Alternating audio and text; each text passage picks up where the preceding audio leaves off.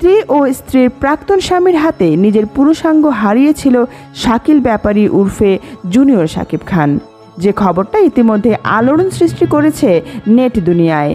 তবে এবার জুনিয়র শাকিবকে খুশির সংবাদ দিল ডাক্তার। জানা গেছে প্লাস্টিক সার্জারির মাধ্যমে জোড়া লাগানো হয়েছে জুনিয়র শাকিবের কেটে যাওয়া অঙ্গ।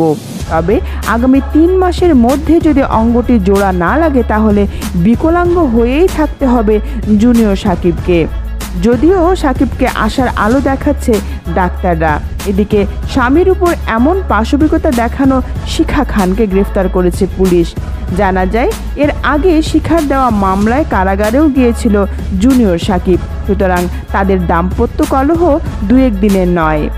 এছাড়াও জানা যায় শিখার সাথে সম্পর্ক থাকাকালীন একাধিক মেয়ের সাথে অবৈধ সম্পর্ক গড়ে তুলেছিল শাকিল।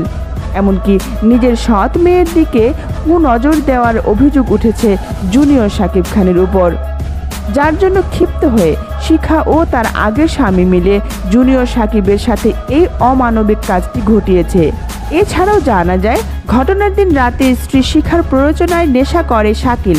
পরে অবচেতন হয়ে গেলে পূর্বের স্বামীকে ডেকে আনে শিখা। এরপর দুজন মিলে শাকিলের সাথে এই পাশবিক কাজটি সম্পূর্ণ করে। এদিকে ঘটনাটি আলোচনায় আসতেই নড়ে উঠেছে সোশ্যাল মিডিয়া। এর মধ্যে সিনেমার বেশ কয়েকজন তারকা অভিযুক্তদের বিচার চেয়ে ফেসবুক পোস্টও করেছে।